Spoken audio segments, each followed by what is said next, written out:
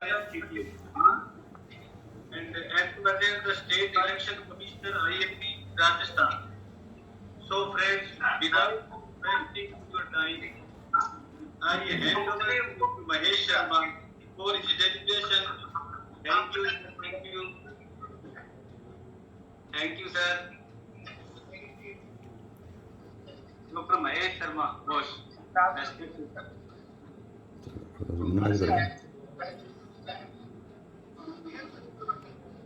Hello मेरी बात बहुत जगह है आपने देखा उससे पहले भी आते लेकिन कोई संतुलित होते रहते नहीं अनुवाद कर दो उसको। अभी सही है। हाँ Mahesh Sharma Bose Yes. Good evening to all vitamin D dedicated doctors. Om Swasti Arogyam Chirayu Astu. I pray to the Supreme Power that everyone should be happy, healthy, disease free, and enjoy the quality life. Not the life, but the quality life, for which all pediatricians, all doctors, all health personnel are doing our best possible efforts. And today's Zoom meeting is one step ahead in that direction. Today we are going to discuss very important, very burning and need of our topic, that is the recent insights on vitamin D deficiency in children.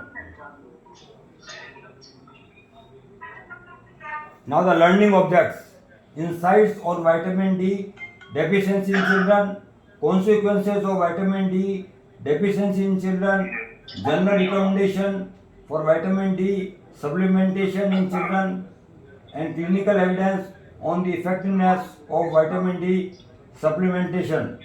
I am audible? Am I audible? yes audible Okay. Sun and the vitamin D. Sun is the most powerful star of the solar system. By exposing to sun, we are charged with the sun power through cutaneous vitamin D synthesis. Vitamin D has its effects from toe to toe. It influences each and every system of the body. Now the insights of vitamin D deficiency in children. Now the vitamin D nomenclature. The vitamin D2, the name is ergocalciferol. It is of plant origin. Vitamin D3 is cholecalciferol. It is of animal origin. 25 hydroxy vitamin D is called the calcidiol, and 25 dihydroxy vitamin D3 is called calcitriol. Now the prevalence of vitamin D deficiency among children in India: 22.92 among children 0 to 1 year, 14% among children age 1 to 4 years, 18% among school age children 5 to 9 years, and 24 among adolescents 10 to 19 years. In India, about 30 to 90% of children of all age groups from neonate to adolescent, as well as pregnant and lactating mothers, have reported vitamin D deficiency. You will be surprised to know that prevalence of vitamin D deficiency was 74% in infants and 85.5% in the case of the mothers. Now this is the most important slide. How serum vitamin D and health conditions. Low vitamin, serum vitamin D and health condition. Skeletal health, physical performance, immune response, neurophysiological function, obesity related chronic health conditions, cancers and neoplasm. Now regarding the skeletal health, vitamin calcitriol. Calcitriol is going to work at two places. Try to understand it works in intestine as well as on the bones. When there is deficiency of calcitriol, vitamin D with the help of vitamin D, calcium is absorbed. But due to deficiency from intestine, calcium is not absorbed, and the level of vitamin D in the blood is decreased. When level of calcium is decreased in the blood, then what happens?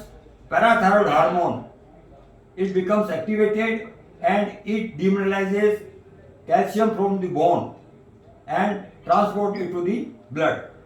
फिर बेसिकल चीज ये की है, जैसे ही vitamin D कम हुआ, absorption calcium का कम हुआ, absorption calcium का कम हुआ, ब्लड में कैल्शियम कम हुआ, उसको बैलेंस करने के लिए पैराथायरॉयड हार्मोन एक्टिवेट हुआ, इसने बोन को डिमिनरलाइज किया और it transported calcium to the blood, and the level of calcium in blood is maintained, because the level of maintenance of calcium in blood is very important. Otherwise, we are going to lead to the rickets and all osteomalacia and all consequences of that, fall, fracture, all that. And second, the immune response. Now, asthma is an inflammatory condition of the bronchial tree. The T regulatory cell, they decreases the inflammation. Try to understand, T regulatory cell, they decrease the inflammation, and vitamin D stimulates the T regulatory cell. So it helps in decreasing the inflammation, hence the asthma. Second, autoimmune disease. There is a balance between T helper 1 and T helper 2 cells. T helper tells there are two things, pro-inflammation and anti-inflammation. If inflammation is going to increase below the normal level, if it is balanced, well and good. If there is more inflammation, then it leads to the autoimmune disease and pro-inflammation. And when anti-inflammation is reduced, then what happens? The infection increases, and whatever virus or bacteria has entered in the blood, that is going to cause the infectious disease. Regarding the obesity related chronic health condition, we know about cardiovascular disease, hypertension, type 2 diabetes, metabolic disorder. We know the renin, angiotensin, aldosterone cycle. The vitamin D helps in the excretion of sodium and water from the distal convoluted tubule. When this vitamin D level is less, the sodium is reabsorbed in the blood, and it is going to increase the blood pressure, and from blood pressure there are the cardiovascular disease. Second, parathyroid hormone, it stimulates the inflammatory marker, and inflammatory marker, what they cause the development of resistance insulin, and the level of sugar increase and will lead to the type 2 diabetes. Regarding the neuropsychological function, we know all the vitamin D receptors are there throughout the body. In the brain, there are also vitamin D receptors, and the vitamin D act in toning up of the all nerve cells, just preventing the autism spectrum disorder, cognitive disorder, depression. And regarding the cancer, there is no apoptosis properly, and abnormal cell can grow, leading to the different type of the neoplasmic condition. Now the high risk conditions requiring routine vitamin D supplementation in children. These are non-ambulatory states such as the cerebral palsy and neuromuscular disorder. We can easily understand, in the cerebral palsy, patient is not able to go out for the sun exposure, and in neuromuscular disease वो limbless पड़ा रहता है, तो there is no proper exposure, and so there are more chances of vitamin D deficiency. In malabsorption, we know that there is proper absorption. Endocrine disorder such as hyperparathyroidism, we just discussed, chronic liver disease, so there is no formation of proper 25 hydroxy cholecalciferol, and chronic renal disease, there is no proper formation of 125 dihydroxy cholecalciferol, that is the calcitriol. Disorders with extensive cutaneous involvement, long-term use of the glucocorticoids, anti-epileptic drugs, and ketoconazole. Now, vitamin D status and risk of childhood wheezing. We can understand that undigested association of cord blood 25 OAD level with probabilities of cumulative wheeze and incidence by age of 5 years. We see that level of wheezing is much more when there is deficiency of vitamin D. So, cord blood 25 hydroxy D level were inversely associated with risk of wheezing by 15 months, 3 years and 5 years. Now the vitamin D deficiency risk of gastrointestinal and ear infection in school age group. Those children who are deficient in vitamin D are having diarrhea and vomiting twice the number of days compared to normal vitamin D level children. Similarly, otitis is also 2.4 times more in vitamin D deficient children.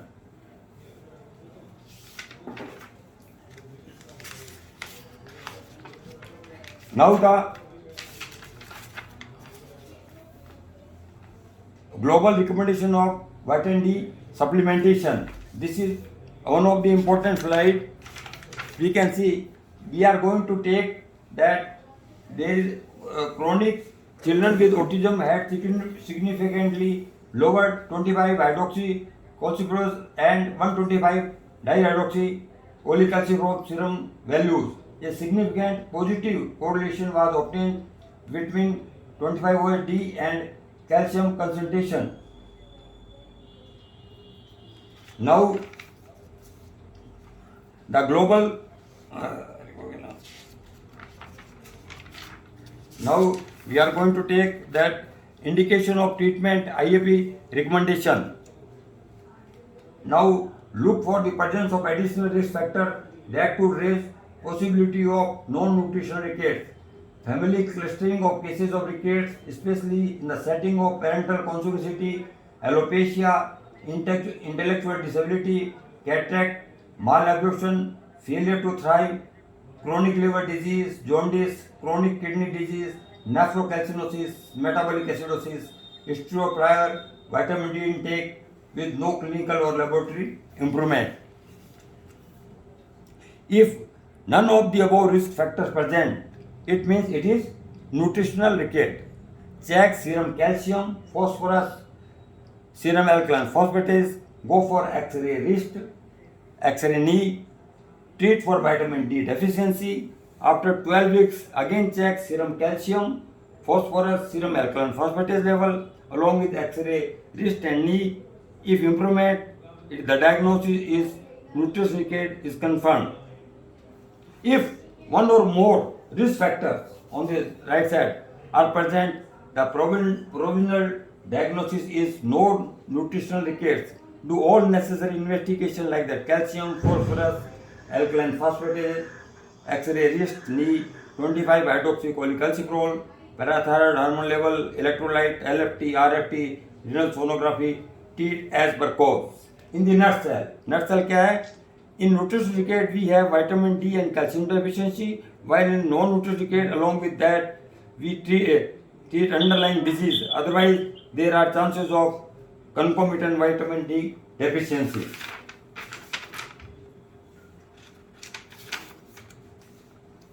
Now the global recommendation on vitamin D supplementation. We are going to take American Academy of Pediatrics and Endocrine Society. First we are going to take, these are two important. In this deficiency is less than 15 in case of AAP, insufficiency 15 to 20 and sufficiency is more than 20 and toxicity is more than 100. While Endocrine Society, the deficiency is less than 20, insufficiency is 30 nanogram per ml and sufficiency is more than 30 nanogram per ml and toxicity is the same. The treatment dose of vitamin D, this is very important. 0 to 3 months 2000 IU per day, 3 months total 1.8 lakh unit. Weekly not recommended along with calcium. In all conditions we are going to add the calcium. 3 to 12 months 200 IU per day and single dose of 60,000 IU then followed by 200 IU per day. 1 to 18 year 3000 to 6000 IU per day, total 3 lakh. In the nutshell, it is better to give daily dose to maintain normal physiological body. If we give high dose, there can be overload on the kidney and leading to the nephrocalcinosis and calcinuria. And what is the maintenance dose? According to AARP, it is 400 IU, and according to Endocrine Society, it is 600 IU.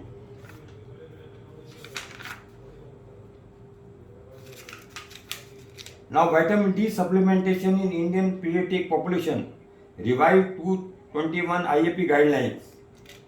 IAP recommends routine vitamin D supplementation at doses of 400 IU per day in infancy 0 to 1 year. In preterm babies, a dose of 400 IU per day is recommended as safe. Regarding preterm, as we know, most of the vitamin D synthesis take place in the third trimester, and that too in the last month. So there is less vitamin D level in the preterm. So latest they are telling that in place of 400 we can use 600 or even 800 IU per day. In childhood and adolescent, supplementation of vitamin D regularly is not recommended.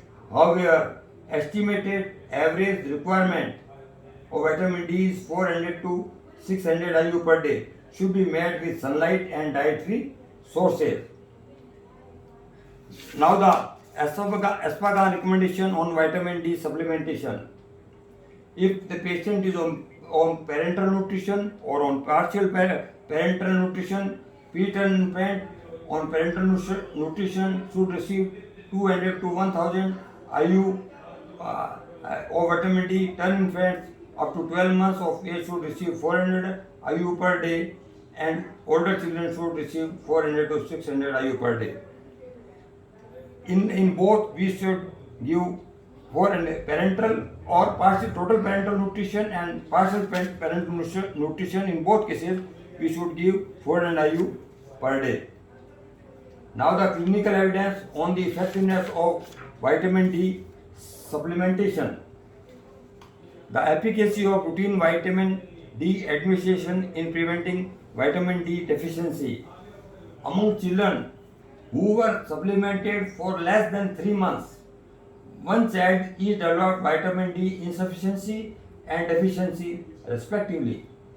Among children supplemented with 3 to 6 months with multivitamin, only 3 children developed vitamin D insufficiency and 4 children developed vitamin D deficiency. Among children who were supplemented for more than 6 months, none developed insufficiency and deficiency. It means we should give minimum 6 months of vitamin D. Not 3 months is recommended, not 3 to 6 months is recommended, otherwise there can be insufficiency or there can be deficiency.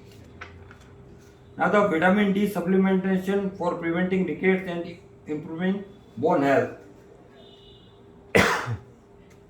No case of radiographically confirmed rickets among infants receiving regular vitamin D supplementation of 400 IU per day from birth to 12 months of age. In nutshell, 0 to 1 year, vitamin D is 400 IU per day, more than 1 year to adult, 600 IU, either by supplementation or by diet source of vitamin D. Now the different doses of vitamin D supplementation for preventing the rickets. A dose of 400 IU international unit of vitamin D in infants up to 1 year has been to be effective for improving bone health and preventing rickets. Beyond 12 months of age, vitamin D supplementation is recommended only in group of children at high risk. Now the comparison between daily supplementation doses of 200 versus 400 IU of vitamin D in infants.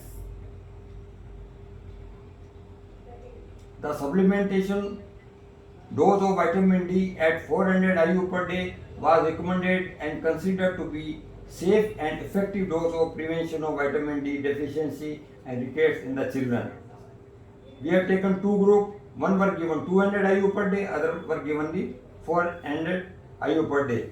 What we saw that the level of 25 OSD above 3 microgram per liter at 4 months of age was met by 64 out of 64, that is 100% infant who were getting 400 IU.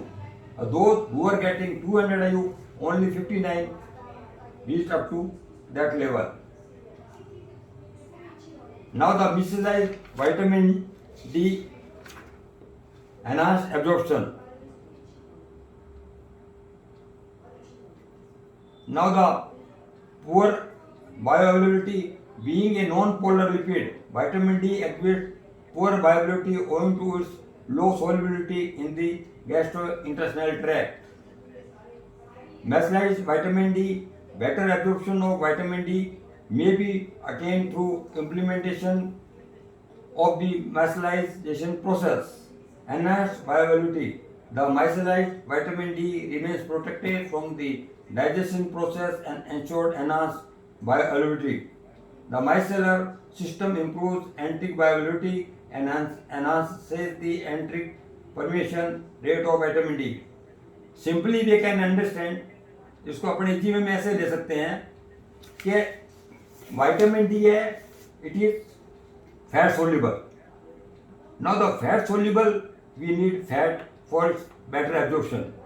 So what we do, we add some surfactant in the vitamin D, and the surfactant has two sides. One is head side and second is the tail side. मतलब आप समझ लो एक drop है vitamin D को, इसको अपने ऊपर से उसको कवर कर दिया सर्फेक्टेंट से, तो वो जो हेड एंड है वो that is hydrophilic and head end is hydrophobic. तो हेड एंड इज हाइड्रोफिलिक. तो when it is hydrophilic, it is directly absorbed in the intestine. There is no need of any fat. तो जो इसको अपने क्या करते हैं, जो फैट सोल्यूबल विटामिन डी है, we convert into water soluble.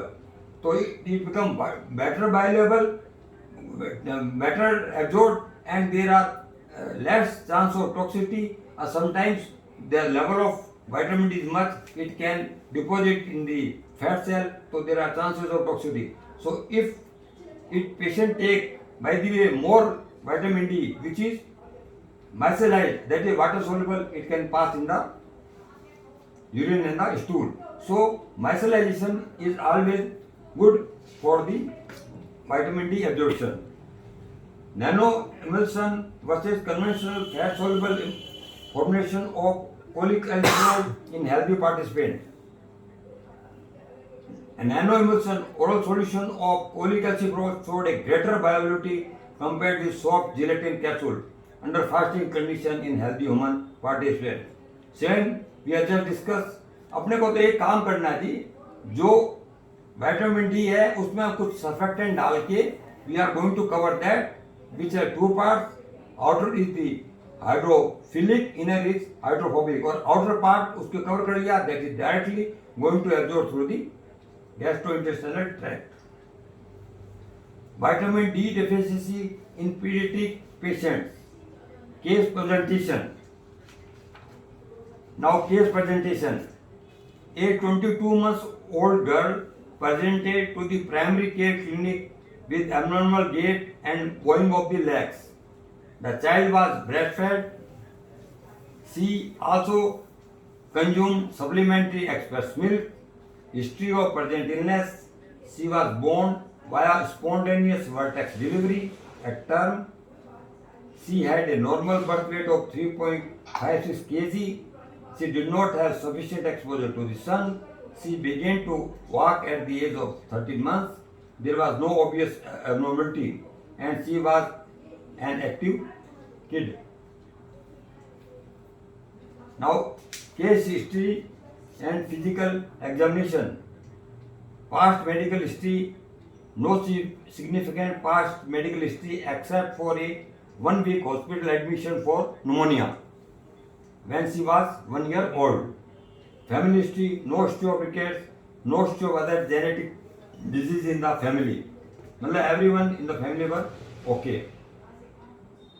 On physical examination, weight was 9.5 kg, height was 75 centimeter, hair circumference 47 centimeter, non-tender swelling noted over both wrists, bilateral symmetrical bowing of the legs and wedding date.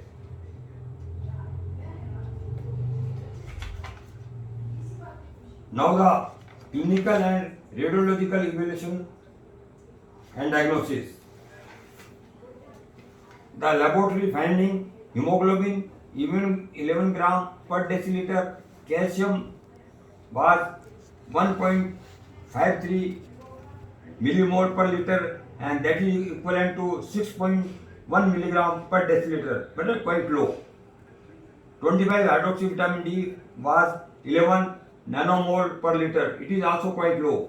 Phosphate was 1.21 and it comes about 3.75, it is slightly low. And renal alkaline phosphatase was 1296 units per liter, quite high. Renal profile was absolutely normal. Creatinine was normal, 24 microliter per liter. Radiological findings: the signs of X-ray of the left hand and forearm, signs of ricket, the cupping of the both metaphyses, fraying, splaying of the radial and the ulnar metaphyses, X-ray of the lower limbs, bowing of the bilateral legs, widened metaphyses on bilateral knee joints, widened metaphyses on bilateral knee joints. The diagnosis was the infant was diagnosed with the rickets owing to vitamin D and calcium deficiency.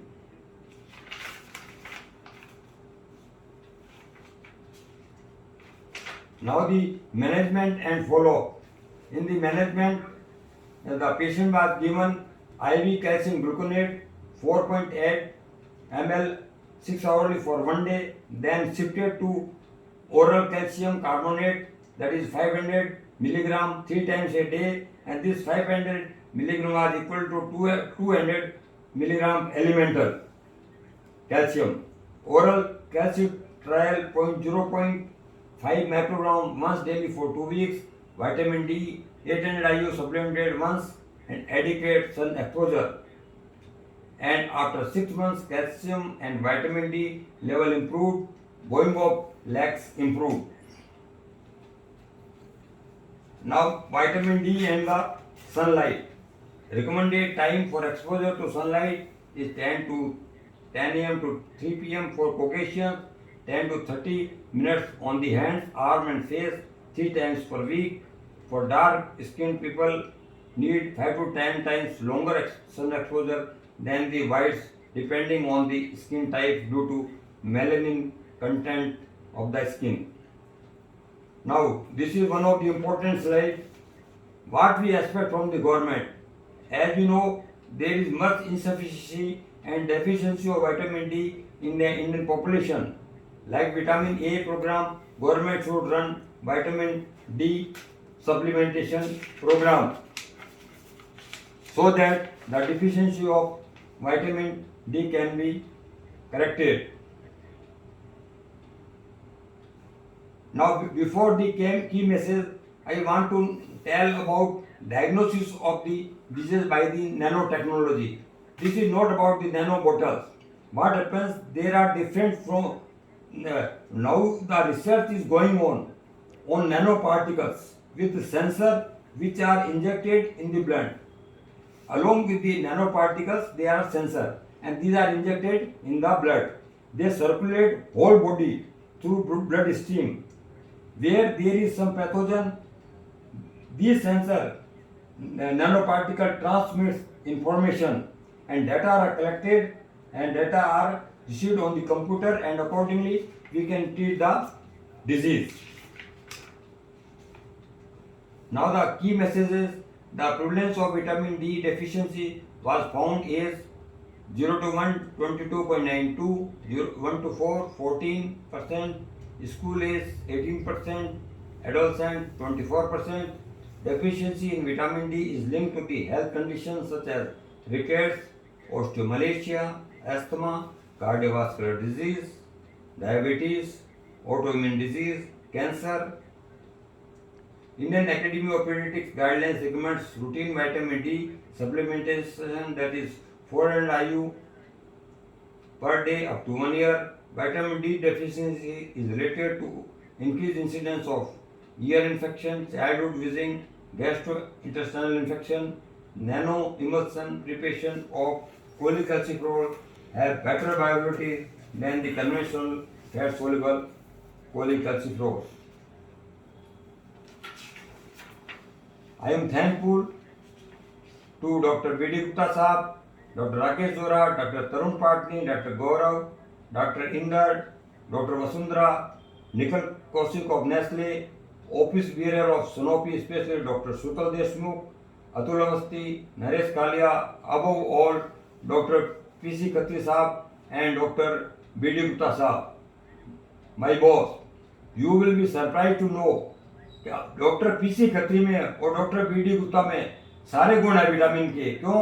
इनके नाम में D भी आ रहा है, calcium भी आ रहा है, phosphorus भी आ रहा है और पीटीटीएच भी आ रहा है। आप इनके नाम को डिटेल में देखो, ब्रह्मदत्त गुप्ता, पूनमचंद खत्री, इनमें सब में सब चीज आ रही है, यानी ये विटामिन डी के गुणों से भरपूर है।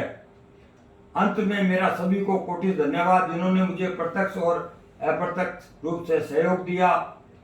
ऋतुराज है, हमारे नवनीत जी बैठे हैं, परिवार सभी का मैं धन्यवाद ज्ञापित करता हूँ। पुनः आप सबने ध्यान से मुझे सुना, उसके लिए मैं आपको कोटि कोटि धन्यवाद देता हूँ। Thank you. क्वेश्चन आंसर के लिए पूछ लो सर। हाँ, आई Awasthi ji, you just ask Very good, sir. Madan. Thank you so much for an elaborative discussion and your presentation on the immunity, which is very relevant and very important topic in the today's context, which not only impacts the children but in the all age group and all type of like diseases may happen because of the deficiency. So now I will request Dr. Parik sir to moderate this session and take the question and answer if any in the chat box. Sir, I will request you to stop share so that everyone will be able with the full screen. Yes.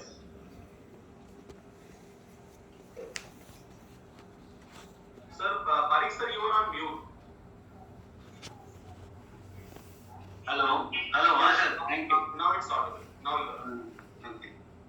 First question arises from Dr. Patni, sir, from Jaipur. What incidence of the vitamin D deficiency in infants? Sir, We call deficiency that the level of vitamin D is less than 20 nanogram per ml. In fact, it is 74%. In 70% mainly we have taken the neonate. यानी 80% we have taken the neonate and 2 months to 12 months were rest. So it has been seen it is quite high, it is 71%. yes, sir. Second question arises from Dr. Inderjit sir, Gujarat. From in which is the recommended time to the exposure to the sun? And second is which fruits and dry fruits are rich in the vitamin D, sir? As I have already told, that the best time of sun exposure is between 10 a.m. to 3 p.m. If between 10 to 3 p.m. we expose ourselves to the sun only for 10 minutes, then their cutaneous synthesis of vitamin D is 1000 units. And if we stand for half an hour, especially in the midsummer, then there rise of synthesis of 10,000 international units of vitamin D. So sun exposure is very important and it is going to fulfill your 90% of vitamin D requirement. There is no need to take vitamin D from supplement or by fruits, by vegetable or by other sources. Regarding the fruits, only the orange is having much amount of the vitamin D. But regarding the dry fruits, almond, anjeer, that is fixed.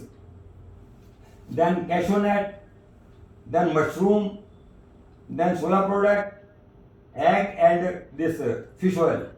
They are good source. Fish oil is very good source. Very good source of vitamin D because that fat is naturally going to vitamin A, D, E, K. These are all are fat soluble. So D is one of them. So vitamin D is going to help the yes. And sir, a question arises from Dr. Gunjani from Mumbai, sir. What is global constituents for vitamin D deficiency, sir? Very good question. Less than 1 year. It is 50,000 unit. Maximum we can give 50,000. So we give 2,000 unit per day for 25 days. 2,000 per day for 25. So 2,000 into 25 it is 50,000. From next month again we come on to the maintenance dose, that is 400 IU per day. And 1 to 12 year it is 3 times. It is that is 1.5 lakh IU, and more than 12 year it is 3 lakh IU. International unit 3 lakh.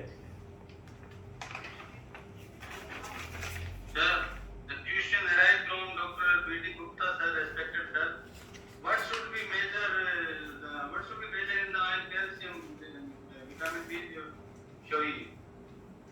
Calcium level. Sorry, what is question?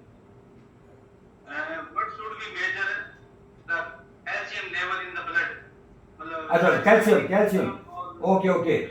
You know, it is better to measure the ionic calcium rather than the calcium level, because calcium is bound to the protein. So some of the diseases which are related to the protein, that is the malnutrition, hypoalbuminemia, nephrotism, all that, in which we are not going to get the correct reading. So we should take the ionic calcium which is not interfered by all these diseases. So measurement of ionic calcium is much better than the total calcium measurement. Sir, second question from Sir Gupta sir, what is the dose of vitamin in premature baby vitamin D की dose? Sir अलग-अलग recommendation book में अलग-अलग है. हाँ नहीं vitamin D का जो premature मैंने आई जस्ट टोल्ड यू, देखो रूटीन जो अपनी डोज है ना बेसिकली 0 to 1 year है 400 IU, पर प्री टर्म बेबी है जो उसका रीजन समझ लो, मेन जो विटामिन डी सिंथेसिस है that take place in the third trimester. मान लो कोई बच्चा 9 महीने की डिलीवरी होने के बजाय 7 महीने में हो गया या 8 महीने में, तो जो vitamin D was going to synthesise that has not been taken that step. So there is a quite deficiency of vitamin D in the preterm. So we should increase the dose from 400 to 600 or 800. Although in the PPT it is mentioned only 400. बाकी हमारे sir बैठे हैं वो अपना he can give his output. Sir बोलिए क्या आपका क्या आइडिया है बीडी साहब? In fact, vitamin D is the vitamin of growth. Whenever there is fast growth, then requirement of vitamin D is more. And this is also one of the reasons that why in prematures where the growth spurt is more, the vitamin D requirement is much more. And that is the reason in prematures the vitamin D supplementation to the tune of 800 units is given, and it is recommended. So that in prematures the requirement becomes high. हाँ तो we must increase 200 unit, okay? Yes sir. And last two questions are from Dr. Goro Pari. What dose of vitamin D is toxicity level, and what is the feature of toxicity, and what is the treatment of toxicity, and the brief is prescribed, sir. The level of vitamin D when it crosses the 100 IU, then we call it as hypervitaminous D, or it is going to create the toxicity. And the clinical features are the irritability, increased blood pressure, increased urination, dehydration, constipation, and treatment is symptomatic. Along the stop the dairy product and stop the foods and dry foods which are containing the vitamin D, and stop the supplementation of the vitamin D. And secondly, we give the steroid and doses of 1 to 2 milligram per kg body weight for 3 to 6 weeks. This stored what it does, it activates the 24 hydroxylase enzyme. Stored what does it do? It stimulates the 24 hydroxylase enzyme. What it does, it inactivates the calcidiol and calcitriol. It inactivates the calcidiol. So the level of 25 hydroxy cholecalciferol as well as 125 dihydroxy cholecalciferol is reduced. So we have to supplement along with this, otherwise there can be hypocalcemia. The last question is which vitamin D preparation is best among the available जो options हैं उसके अंदर best preparation कौन सा है? This is very difficult question. हम एक की बुराई करें एक की बढ़ाई करें तो मुश्किल हो जाएगा, पर basically I want to tell all the preparation are good, all the preparation are good, but I just told about the micellization preparation because it is water soluble. भाई कोई चीज के लिए कोई चीज जरूरत है, वाटर तो अपने बॉडी में 75% वाटर ही और है क्या, तो जब वाटर की प्रिपरेशन अपने जा रही है तो it is easily absorb, it is digested. तो otherwise in fat soluble vitamin 4 में दोगे तो you need fat so to have the better absorption. उसको अपने क्या करते हैं, बहुत इजी मेथड है. एक जो इसका एक मॉलिक्यूल है किसका, विटामिन डी का, इसके ऊपर अपने सर्फेक्टेंट का एक गोल चक्रा लगा देते हैं. तो उसका सेंट्रल पार्ट है दैट इज हाइड्रोफोबिक और peripheral part is the hydrophilic. It is amphiphilic. Try to understand the surfactant is amphiphilic. It means it is having both the quality hydrophilic as well as hydrophobic. जो outer part है जो उसने चारों तरफ से cover कर लिया उसको फैट ग्लोब्यूल को, वो बन गया हाइड्रोफिलिक और जैसे हो जाएगा तुरंत वो इमीडिएटली एब्जॉर्ब हो जाएगा. तो there is no need of any fat. तो सिंपल वे में we are going to change the fat soluble vitamin into a water soluble vitamin. दूसरा फायदा क्या है, it will be better available, ability will be increase. And third, कई बार क्या होता है, there can be obesity. Obesity क्यों होती है, it goes into the fat cell, vitamin D going to increase. तो वो भी चांसेस नहीं रहेंगे because it is not fatty soluble. तो whatever extra we are taking it pass out in the urine and stool. So I think the micellized form is better availability, better absorbed, and going to give much better level of the vitamin D. So I think it is better to use that. Thank you. Any other question from audience? नहीं वो doctor Q&A. के extension में एक छोटा सा question है which I really wish to ask from you. Doctor, can calcium level and iodized calcium level be normal even if the vitamin D is low? नहीं vitamin D is level low naturally this is not absorbed. Calcium will be not absorbed. It helps in the absorption of the calcium. You know it is in form of the kidney, that is a hormone. Hormone what it is produced in the kidney but it works at other places. It works in the either GIT and in the on the bones. There